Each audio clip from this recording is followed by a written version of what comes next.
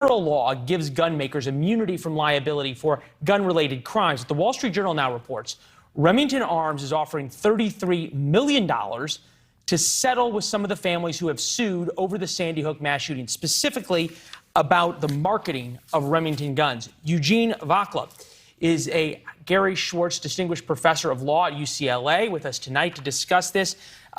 Professor, we appreciate you joining. Is this as watershed of a moment as it seems?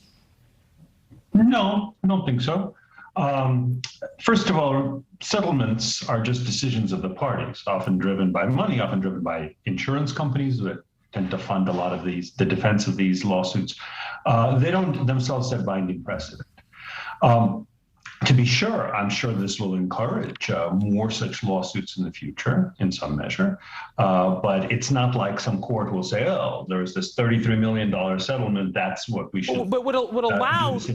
Correct me if I'm wrong, and I certainly don't want to argue law with a law professor. But as I understand it, the Connecticut Supreme Court made a ruling that allowed this lawsuit to go through despite the federal ruling. Correct? So the 2019 Connecticut Supreme Court decision is a precedent. It's a very narrow precedent, but it is an important one. So let's just step back just a little bit. Generally speaking, under American law, product manufacturers are not liable for criminal misuse of their products. Classic example is alcohol, right? Alcohol is criminally misused a lot, probably 10 to 20,000 deaths stemming from alcohol misuse, not just people drinking themselves to death, right? But people drunk driving and everything else, driving or homicides, murders, manslaughters caused by alcohol. We don't sue Jack Daniels for essentially I understand. Participating in this. What caught my eye about this story, what made it interesting to me is that if you all of a sudden start increasing liability, even a little bit on private companies, they've got to change their insurance requirements. Their insurance premiums go up.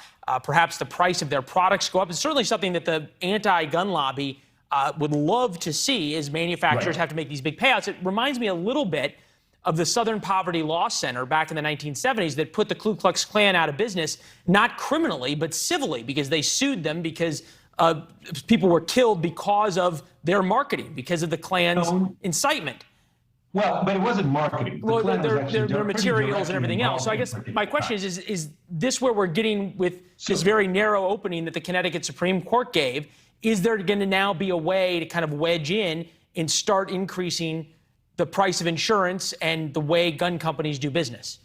So the answer as to how they do business, yes, in a very narrow sense. So as I said, with alcohol, with cars, we don't hold gun manufacturers liable for criminal misuses generally. Likewise with guns, and in fact, there's a specific federal statute that says gun manufacturers can't be, generally speaking, held liable for criminal misuses. The Connecticut Supreme Court said, somewhat controversially, I filed an amicus brief on the opposite side, but the court did decide this, that while the statute protects the gun manufacturers as to almost all the plaintiffs' theories, it doesn't with regard to claims that the defendants knowingly marketed, advertised, and promoted this to carry out offensive military-style combat missions against their perceived enemies. That's the quote, narrow legal theory, close quote, that the Connecticut Supreme Court endorsed. So what gun manufacturers now know, and most of them that don't advertise this, so they change their marketing. Is be careful with the ads. Got it. So you ask, will they change their practices? They'll change their advertising practices, but I don't think they're going to change any of their practices. No, and that may be a start in one way or another. Professor, appreciate putting it in perspective for us. Thank you. Thank you. All right. You will not want to miss this story, and remember this face. An investigative reporter will drill down on China's horrific persecution of millions of Muslims living in their country. We're going to talk to the man who is following the